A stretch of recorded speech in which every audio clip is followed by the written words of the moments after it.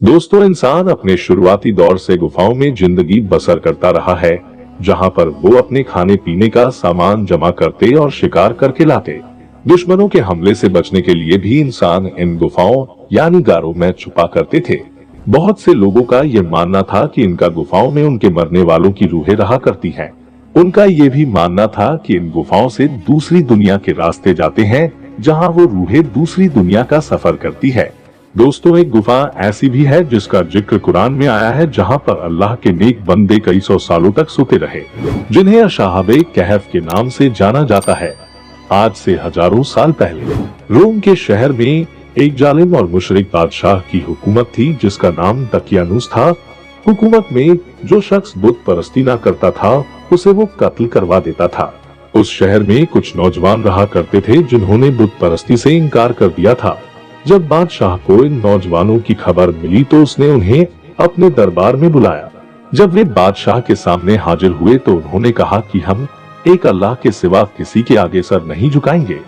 दरअसल ये नौजवान शहर के एक बहुत बड़े कबीले से ताल्लुक रखते थे और अपने कबीले के बहादुर थे। दकियानूस बादशाह ने उन नौजवानों को 3 दिन की मोहलत दी थी कि या तो अपने दीन से फिर जाओ, वरना तुम्हें सूली पर चढ़ा दिया जाएगा। उन लोगों ने दकियानूस बादशाह के शहर को छोड़ने का फैसला किया और रातों रात जरूरी सामान लेकर जंगल की तरफ चल पड़े। चलते चलते वह लोग एक पहाड़ी के करीब पहुंच गए, जहां पर एक गहरी गुफा थी। लिहाजा कुछ देर आराम करने के लिए वे लोग उस गुफा में जाकर लेट गए, जहां उन्हें गहरी नींद आ गई। इसीलिए उन्हें असहाबे कहफ कहा जाता है। जब ये लोग सो गए तो अल्लाह ने उन पर इतनी गहरी नींद तारी कर दी कि वे लोग कई सौ सालों तक सोते रहे। जब उस दकियानूस बादशाह को इस बात का पता चला कि उन लोगों ने उस गुफा में पनाह ली है, तो उसने उस गुफा का मुंह बंद करा दिया। वक्त गुजरता गया, यहाँ तक कि 300 साल से ज्यादा का वक्त हो गया। शहर के हालात बदल चुके थे, बादशाह बदल चुका था, बुत परस्ती का दौर खत्म हो गया था, लेकिन लोग नए नए फितनों में पड़ गए थे। उनमें से एक फितना यह था कि लोग मरने के बाद जिंदा होने और क़यामत का इनकार करने लगे थे। लिहाजा उस दौर के बादशाह ने अल्लाह से दुआ की कि अल्लाह उन्हें हिदायत नसीब फरमाए और उन्हें कुछ ऐसा करिश्मा दिखाए कि जिससे कि वे लोग ईमान ले आए। अल्लाह के हुक्म से उस गुफा में सोए असहाबे कहफ नींद से जाग गए। जागने के बाद वे एक दूसरे से पूछने लगे कि हम यहाँ कितने देर सोए हैं।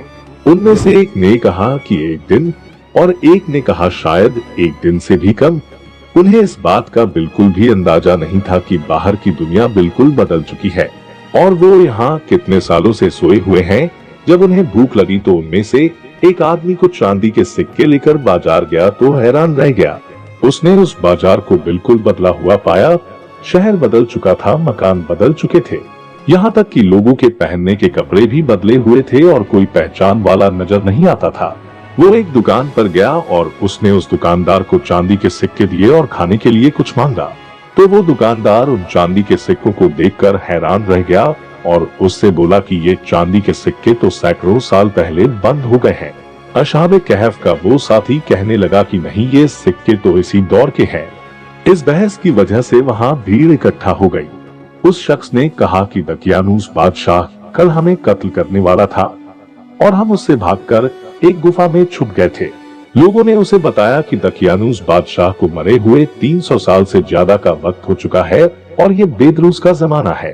उसने अपनी बात साबित करने के लिए लोगों को अपने साथ उस गुफा की ओर चलने को कहा। शहर के लोग गुफा के बाहर पहुंचे तो असहाबे कहफ बाहर आए और सारा माजरा खुल गया। ये जमाना ही कुछ और था और वो इस गुफा में सैकड़ों सालों से सोए हुए थे।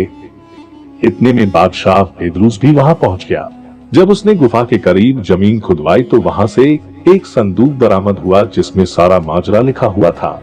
ये अल्लाह का करिश्मा देखकर वे लोग हैरान रह गए और सजदे में गिर पड़े। लोगों ने कहा कि जब अल्लाह इन लोगों को मौत की नींद सुलाकर इतने सालों बाद दोबारा जिंदा कर सकता है, तो क़यामत के दिन भी इंसानों का जिंदा होना यकीनी बात है। असहाबे कहफ लोगों के लिए इबरत और अल्लाह की खुली निशानी साबित हुए।